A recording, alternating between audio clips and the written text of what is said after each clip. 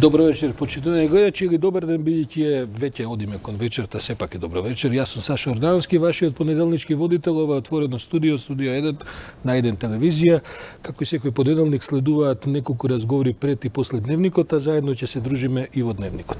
Во наредните 30 на минути имаме една тема која што не ја третираме за сефтен, но е секојаш многу атрактивна и е многу необична, бидејќи сепак е тема која што не се занимава со некакви секојдневни проблеми на големата општествена заедница, туку е насочена кон нешто што се нарекува трансродови луѓе, значи луѓе кои што ги менуваат своите полови и кои проблеми ги имаат во нашето општество, бидејќи ние сме сепак една малку поконзервативна земја, во која што ниту легалните, ниту општествените рамки се уште се прилагодуваме кон некои од овие, да кажем, реалности на секојдневниот живот. Со мене вечерва таа тема ќе ја дискутираат Наташа Бошкова, која што е правник и е експерт за овие проблеми во коалицијата Маргина. Тоа е коалиција која се занимава со разноразни деликатни аспекти, не само со трансродовите аспекти, туку на малцински заедници кои што имаат некакви проблеми, и Славчо Димитров, кој што е водач на проектот и е човек кој што со години се занимава со овие проблеми.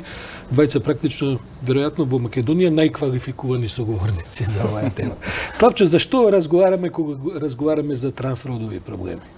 Разговараме за проблемите на трансродовите луѓе кои што се различни. Јас во принцип не сум човек што фаворизира хиерархизација на жртвеништвото кога зборуваме за човековите права, меѓутоа слободно може да се каже дека трансродовите луѓе се дефинитивно најдискриминираната група на граѓани во оваа држава и проблем со кој што најтешко се отвараат останатите граѓани.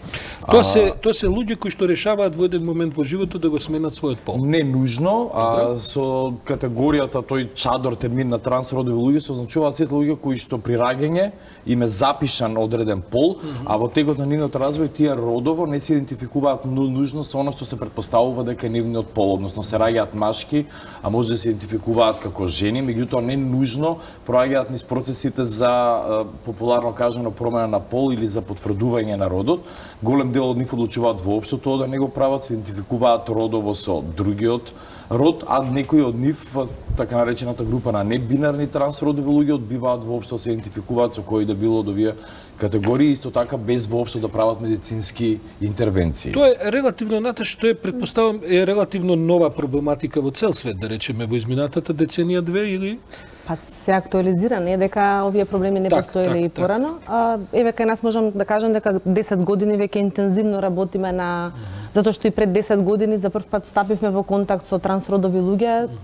До тогаш не ги знаевме конкретно кои се нивните проблеми. Која е цифрата, кој е бројот на такви луѓе, да речеме, во нашата заедница? Во Македонија за колку, па ние за може да неколку кажеме десетици? за бројка на луѓе кои ние ги контактираме или се обратиле до нас, тоа се 30 на луѓе. 30 на луѓе, претпоставка дека има една сива цифра која што... Сигурно.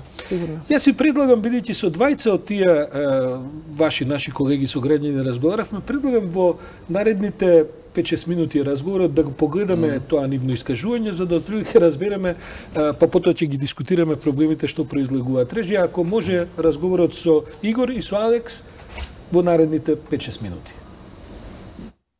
Главните проблеми би ги групирале во 3 области.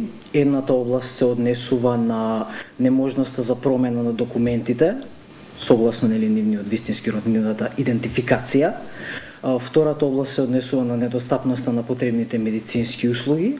И третата област се однесува општо на општественото прифаќање, што директно влијае врз првите две области, односно нивната достапност.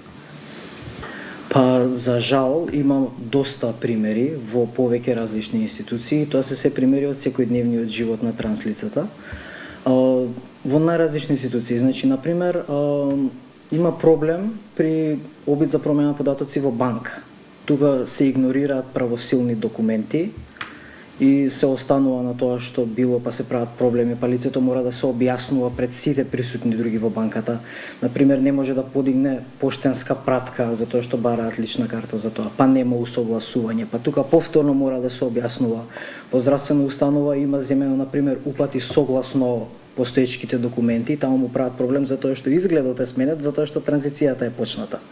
И сега има најразлични ситуации, сите транслица се наоѓаат во различни фази од процесот, меѓутоа таа неусогласеност помеѓу изгледот и документите или во дел од документите, например, името е машко, буквата е Ж, тоа им прави секојдневни проблеми. Имаме дури и пример каде што е здравието, односно животот директно загрозен. Например, едно транс лице поради преголем стрес во врска со неможноста за промена на документите, стигнува до висок крвен притисок над границата што е за брза помош, пристигнува таму, ја добива услугата, меѓутоа е ставено во ситуација да покаже лична карта.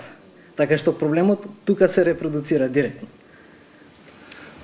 Исто, ако може да се надополнам, ја неодамно имав интервју за работа, каде што чувствував притисок дека треба да кажам кој сум и што сум, затоа што доколку ме пријавуваат, јас треба да ја прикажам личната карта. Каде што добив повртен одговор, така не живеат ни животните. Сепак пред се јас сум таму да најдам работа, затоа што јас живеам под кирија, имам сметки како секој граѓанин и мене ми е потребна работа. Меѓутоа, не смее никого да навреди и да твое мислење е да, меѓутоа мене не ми интересира твојата навреда и што имаш да ми кажеш на мене. Значи,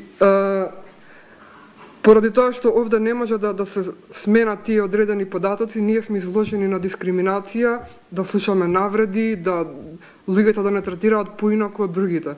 Меѓутоа, како и секој човек во оваа земја, ги имам јас истите права и сакам да живеам мирно, а не да поднесувам секакви коментари на кој како ќе му текне. И при тоа да имам чувство дека мене нема кој овде да ме заштити, затоа што можеби ако отидам да го пријавам таму, било каде, а пак треба да покажам некаков документ. И ја повторно го откривам мојот статус на транс лице. И тоа е, како да кажам, стресно. Дефинитивно е стресно, затоа што повторно треба да се објаснувам и да се објаснувам и да се објаснувам. Има, согласно областите што ги спомнав, има повеќе потреби што треба да се исполнат. Значи, прва е потребата од заштита од дискриминација. Тоа знаеме дека тоа е јавно е познато дека законот за антидискриминација е во постапка и тука родовиот идентитет ќе се појави за прв пат во некој македонски закон. Значи, до сега транс луѓето во македонска легислатива не постојат воопшто. Е сега, поради недостигот од заштита од дискриминација и насилство, примерите што ги кажавме, тоа влијае врз можноста за наоѓање домување, работа и така натаму. Значи, основни работи кои што вас ви требаат за да функционирате и да преживеете во општество. Конкретно проблемот со документите што се провлечени сите работи што ги кажавме до сега. Значи, потребен е закон кој што ќе го регулира ова прашање и тоа по примерите на добар дел од европските земји и други земји на секај светот, да биде врз принципот на самоопределување. Зошто е тоа битно? Затоа што тој принцип овозможува промена на документите врз основа на личната идентификација и не го присилува лицето, слободно кажано, да легне под нож, односно не му го нарушува телесниот интегритет. Морам да потсетам дека телесниот интегритет во Македонија е уставно загарантирана категорија, така што законот мора да ја штити оваа категорија. Понатаму, заштитата од насилство, тоа би дошло, мислам, дека во кривичниот законник. И понатаму, исто така, тоа што го спомнав, недостапноста на медицинските услуги. Тука има една цела листа за која што во секоја држава, без разлика какво е здравството, постојат услови да се формира, не да се формира ново тело или нова институција, него од постоечките да се направи една, макар и неформална екипа која што би работела на тоа. Такви се почетоците во многу земји кои што дел од нив се и наши соседи, почнува од мала екипа и потоа ете го имате Белград како светски познат центар каде што доаѓаат луѓе од САД. А ние тоа тука го немаме, меѓутоа потенцијалот постои. И во однос на прашањето, не знам колку се менуваат работите во општеството, меѓутоа транс лицата се повеќе се охрабруваат и повеќе зборуваме јавно на таа тема и се надевам дека тоа ќе донесе за да се случат и овие промени кои што нам ни се потребни. Заедницата се организира, тоа е многу добра вест. Тоа е нешто што во изминатите години беше во некоја фаза на подготовка, меѓутоа сега може да кажеме дека постои група која што се оформува своја структура и која што понатаму ќе работи на овие прашања за кои што зборувавме. Постои засега неформална група која што се нарекува Трансформа и која што треба во иднина да поработи на тоа треба да се регистрира здружение и така натаму, така што тоа е уште во процедура, не е направено. Меѓутоа зборуваме за некоја група од над 20 транслица кои што се во постојан меѓусебен контакт, кои што се среќаваат, неформално задружение, кои што се организираат своји обуки на различни теми, вклучително и овие што ги спомнавме, така што тоа е многу позитивен чекор. И мислам дека полека на таа тема се фаќа чекори со нашите соседи од Балканот, каде што веќе има цели организации. Ете, Алекс Игор ни раскажа навистина слоевите проблеми со кои што се сретнуваат овие луѓе, дел од тие се општествени, дел од тие се и строго законски. Наташа, ние се занимаваме со оваа област 10 години. Што е суштината на проблемите во легалистичката сфера? Да. Слушнавме конкретни проблеми кои се секојдневни, а се резултат на недостаток на јасна законска рамка на кој начин институциите ќе може да ги променат податоците во матична евиденција. Кај нас постојат неколку закони различни кои регулираат личните податоци кои ги имаме во матична евиденција. Тоа е закон за лично име. Секој од нас може да си го промени името и презимето, независно од тоа дали е трансродово лице или било кој.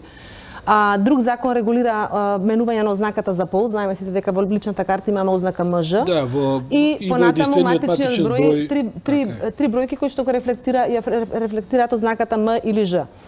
И во таа смисла, значи, тоа се три одделни постапки кои трансродовите луѓе треба да ги почнат, да ги завршат до крај, за да може да си го усогласат ознаката за пол, односно она што е упишано при раѓањето, со она како тие се идентификуваат. Колку време трае оваа И тоа е проблемот. реформа? Таа нејасна законска рамка практично доведува до произволни арбитрерни одлуки од страна на институциите. Во еден случај се одлучува веднаш. Имавме во случај во 2011 каде што трансродово лице веднаш за месец дена му беше одобрен промена на сите овие податоци, додека лице во слична ситуација како тоа во 2011 до ден денес води битка меѓу институциите, од управата, Министерство за правда, управен суд, па се враќа назад.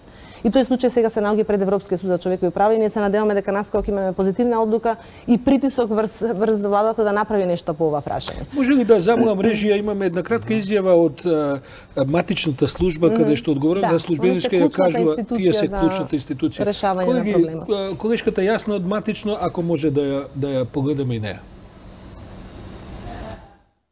Во моментот законот за матична евиденција не го регулира моментот исправка на пол, промена на пол од машки во женски или пак промена на пол од женски во машки.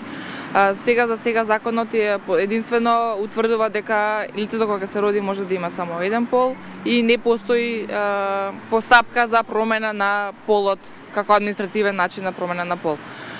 Се спрема некоја се измена на законот, работиме на случајот, така да се надевам дека во брзо време ќе има решение за сите овие лица кои што се соочуваат со овој проблем во Македонија.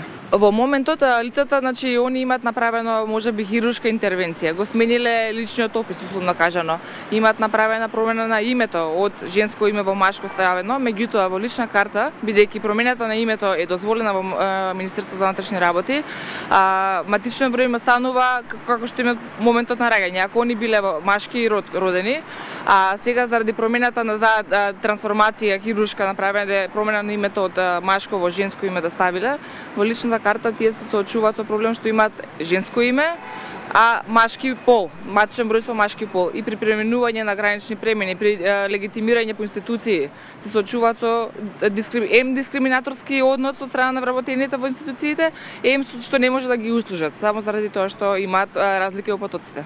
Во моментот постои работна група во Министерството за правда, се разгледуваат решенијата кои што се применуваат во Малта, Ирска, Данска, земји каде што има голем број на транс лица. Во моментот се работи да се одбере кој е најсоодветно решение за овој подрачје во Македонија, така да можно е, значи, да се биде малце полиберално, да речем, да не се барат медицински докази, потврди за хируршки интервенции или некои такви документи кои што сега се бараат од овие граѓани, меѓутоа не можеме да ви кажеме во моментот како ќе заврши резултира тоа.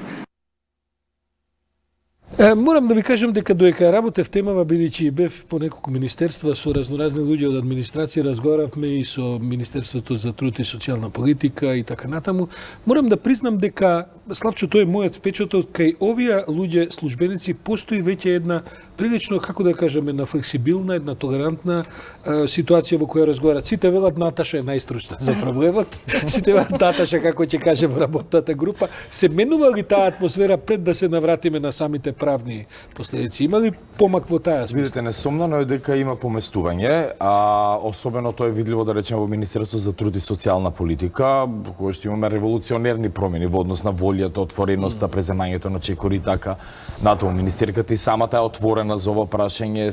Разговаравме со неа, меѓутоа рековме дека не ни требаат вечера министри. Меѓутоа, знаете како, кај нас останува проблемот дека ние немаме институционална меморија. И тоа е конкретен пример со управата за водење на матична евиденција. Со смената на власта се постави едно раководно лице. Кога почнавме да ги решаваме проблемите, настана промена во раководната структура со ново лице. Ние имаме ситуација во која што арбитрерно, односно лично, индивидуално, очигледно се носат одлуките, имаме проблем, каде што случаи кои што претходно позитивно сме ги решавале во управата, сега повторно се заглавени и покрај постојните одлуки, да речеме, на управниот суд, кој што до сега два пати донесе две позитивни одлуки, односно одлуки во корист на тужителите трансродни лица. Каде е работата најзаглавена? МВР, управи за судовите, матично, каде и матично е дел од МВР, предпоставувам. Управата за водење на матични книги е орган во рамки на Министерство за правда. За правда, се извинувам. Да. А каде во принцип кај е најголемиот проблем? Јас сакам да се надоврзам на изјавата која што имаше господјата од Управата за водење на матични книги, каде што наведува дека сега во сегашната процедура се барат медицински потврди дека е направена интервенција. Тоа никаде во законот го нема. Тоа е измислена процедура, измислени докази заради тоа што така мислат службениците. Мислат дека за да може да се промени ознаката за пол, они мора да видат црно на бело дека тој човек е направил и операција. Иако тоа се коси и со нашиот устав, се коси со праксата на Европскиот суд за човекови права, кој што вели дека не можете да наметнувате медицинска интервенција по секоја цена. Претпоставувам дека државата има и некаква логика да се заштити потоа од милион други импровизации. Претпоставувам дека затоа имаат и поригиден став. Се менува ли нешто во таа Се менува, јас сум дел од работната група што јас спомна формирана во Министерство за правда токму за овој закон за матична евиденција и веќе таму се презентирани овие позитивни модели кои ние ги презентираме: Малта, Ирска, Данска. Пазите, Ирска која е една од најконзервативните земји. Малта, разводот беше забранет до 2013. Така, доскоро, да, немаше развод. Така што со висока верска свест во институциите и така. И таму всушност се покажа 2 години, 2015 се донесе законот за 2 години. Таков либерален закон за правно признавање на родот доведе до подобрување на состојбата на ЛГБТ заедницата генерално во Малта, затоа што луѓето стануваат потолерантни кога имаат и полиберални закони по ова прашање. Колку закони треба да се променат? Ние разговараме сега за матичниот закон, меѓутоа законот за дискриминација, уште колку закони треба да се прочешуваат? Да, законот за дискриминација е бидејќи и тоа е во постапка, нели? Во постапка, да, во собрание, каде што за прв пат ќе треба да се регулира, односно експлицитно да се забрани дискриминација врз основа на сексуална ориентација и родов идентитет, ако се усвои така како што е сега во процедура. Но тоа не е доволно да ние го решиме, да ги решиме овие проблеми за кои што зборуваме. Ние како организација и самата заедница која што видовте дека е доста артикулирана во своите барања, бараме посебен закон кој што јасно ќе регулира оваа процедура, но не само и самото техничко менување на податоците, туку и сите дополнителни мерки кои државата треба да ги превземе во усогласување на податоците, во образование, преземање мерки за справување со овие деца, справување со булингот, силеџиството врз овие деца во образованието, не знам, во затворите, во сите други области. Значи не само вие да воведете бирократска процедура на издавање на нов извод од матична книга на родени. Ако вие не работите со јавноста, не работите со институциите за прифаќање на овие луѓе. Имаме, ние знаеме дека живееме во релативно конзервативна земја во која што овој тип на вредности тешко се менуваат, процесите се спори и така натаму. Не само во оваа област и во многу други области. Сепак, Славчо, се менува ли нешто на подобро? Постои ли Бидејќи маргина постои колку години? Од 11 години веќе официјално како регистрирани. Веројатно можете да забележите трендови. Какви се трендовите во општеството околу овие прашања? Трендовите, како што и преска кажав, видливо е подобрување, меѓутоа она што нас не загрижува во оваа фаза е дека до сега тоа подобрување се уште е на едно декларативно ниво. Конкретен пример за тоа е Законот за недискриминација, за заштита, за превенција и заштита од дискриминација. Министерството за труд и социјала е целосно отворено, одлично го изводи целиот процес, подготовката на нова верзија закон и сега имате 6 месеци, мислам дека е минимум. Од мај месец заглавен во собраниска процедура, заради тоа што пратениците на ДУИ и на ВМРО и некои самостојни представници во собранието одбиваат да го стават на дневен ред. Разговарате ли со нив за овие работи? Ние сме во постојани разговори со интерпарламентарната ЛГБТ група која се формираше, која има представници од сите партии. Меѓутоа блокадата очигледно доаѓа во петокот на предлогот да се стави овој закон на дневен ред во Комисијата за труд и социјала со пратениците од ДУИ, кои што патен треба да не подготвуваат за евроинтеграциите со нивниот министер, не знаеме како тоа ќе го изведат со ваквото однесување, под аргумент дека ги навредувал религиските чувства на некои граѓани. Абсурдна констатација. Заедно со ВМРО го сопреа, не го ставаат на дневен ред, а мора да пројде низ комисиите за да влезе на пренака. Помага ли процесот на евроинтеграција во овие напори? Па очигледно не.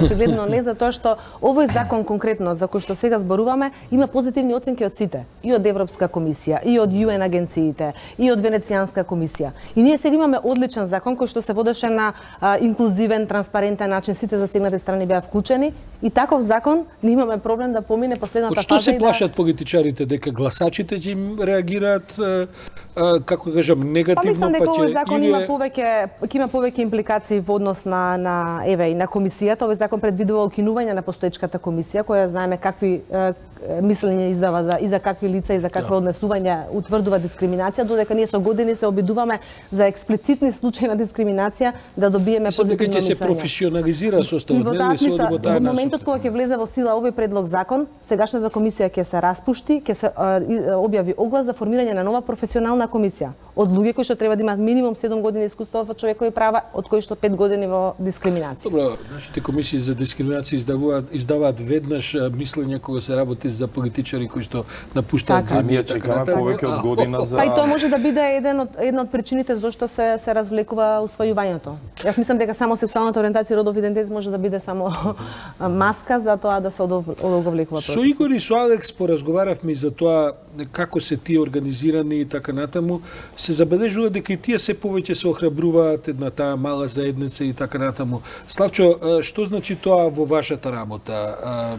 За нас е исклучително важно да луѓето сами од заедницата почнуваат да говорат за своите проблеми и да ја скршат таа бариера со јавната сфера.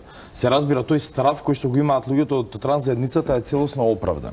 Ние работевме минатата година едно обемно истражување помеѓу самата заедница, кое што беше едноставно застрашувачки. Вие не можете ни да го замислите теророт со кој што живее едно транс лице од својата 5-та година па се до снежните фази на развој. Тоа почнува од семејството, претпоставувам, па натаму во општествената заедница. Широкото семејство, училиштето, врсниците, наставниците, стручните служби, целата заедница одоколу, постојано насилство до ден денес.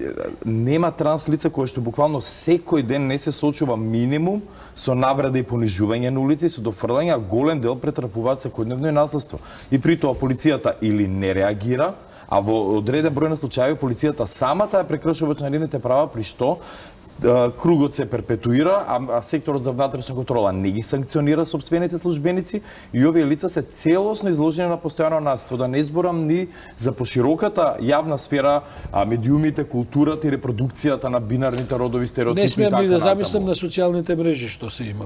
Видете, ние сега почнавме, сигурно се забележале од скоро заедно и со пратениците од собрание една кампања за права на ЛГБТ и луѓето. Ние буквално секој ден правиме принт скринови и пријавуваме во секторот за телефонски криминал по стотици коментари кои што не се коментари на изразено мислење, туку се буквално коментари кои што повикуваат на линч, на палење, на насилство, на убивање на ЛГБТ луѓето. Тоа спаѓа инаку правно во говор на омраза. Бидејќи не се работи за поединечни клевети. Без никаква дилема. Добро, Наташа, што ќе помогне во таа смисла? Мора да созрееме како општество обуки, како кажем, квалификувани сектори во државата, во политиката, се спремат градење капацитети. Вакви емисии во јавноста, медиумите исто така треба да се позанимаваат со како реагираат медиумите на ова и наоѓате на отворени врати кога имате потреба? Искрено, премногу срамежливо. не За голем дел од работите мораме онака баш со силни раци да ги буткаме за да измотивираме некоја изјава, например видете ситуацијата по однос на ова што ни се случи во петокот. Медиумите известуваат со колку веќе месец дена за бегството на Груевски азил, од кој што го доби врз основа на одлука на оваа комисија за заштита од дискриминација, која што останува во сила поради тоа што законот упорно се блокира. Да. Тој игнорантскиот однос не доведува до едни пошироки консеквенции за кои што отпосле стануваме свесни што не се случува. Еден од проблемите што, да речеме, нашата професија ги има новинарството, каде што исто така сме соочени, бевме соочени со еден бран на насилство и така натаму, е што оние кои што се задолжени за гонење на тие криминали, се работи за говор на омраза и во овој случај така, тешко се решаваат на формирање на дела. Значи, тие, откако се смени власта, имаме 15 на 2-30 случаи во последните 2 години, но тие тешко завршуваат до обвинителство со обвинителен акт во смисла на главно ги викаат починителите на тие дела, ги опоменуваат и мислат дека со тоа е завршена работата, се додека тоа не се повтори. Претпоставам дека истата практика и во вашата сфера. Што се случи со оние сите силни палежи на центрите? Во нашите случаи не се ни формираа предмети. Ако за овие другите истрагите се уште траат. Така, се уште се во тек. Така нема ништо од оние. Значи, тоа се истрагите тие 6 напади кои што беа врз ЛГБТ центарот, нити еден од тие се уште не. Обвинителството очигледно не ги реактивира и нема никакви информации. МВР исто така, а да не зборуваме за сите овие искуства. Вие видите, јавното обвинителство сега покренува за Миленко Неделковски за говор на омраза, додека ние имавме 10 години сигурно секој ден во континуитет од неговите емисии до неговите Facebook статуси и така натаму говор на омраза кој што мислам можеше човекот до сега да не излегне од затвор, ако го осудуваа за сите тие. Добро, јас претпоставам дека јавноста веројатно нема да се менува така брзо, претпоставам дека се работи за процес, се работи за нови генерации, веројатно работењето со помладите е она што може би вие и на вам некаква цел, бидејќи претпоставам дека една повозрастна генерација со друг тип на вредности, дека тешко. Знаете, овде е интересна ситуацијата, голем дел од истражувањата покажуваат дека ќе постарите генерации има поголема толеранција. Например, Агенцијата за аудиовизуелни аудио и аудиовизуелни медиуми правеше истражување за ставовите публиката по серија прашања и медиумската писменост воопшто. Еден од дел од прашањата беа за ставовите кога гледаат сцени и појавување на ЛГБТ луѓе на телевизија. Онаа постара генерација која што веројатно има израснато во еден поинаков систем на вредности, каде што социјалната еднаквост и така натаму има поголема толеранција. Има поголема толеранција за разлика од помладите генерации, од кои што еве на пример други истражувања покажуваат се само 1% атеисти од младата популација. Јас ви тоа беа 11 години ВМРО, сакам да кажам, генерација израсната во тоа. Добро, се обидуваме да не генерализираме, но факт е дека одредени порадикални концепти и по нетолерантни концепти виреа овдека прилично долго и можеби добивме една генерација која израсната со тие вредности, ќе треба време да тоа се менува. Ви благодарам за вашето гостување, вам почитувани гледачи, ви препорачувам да останете со 1TV, бидејќи за некоја минута после економскиот блок од реклами следува централниот дневник на 1TV. Јас сум Сашо Ордановски, вашиот понеделнички водител.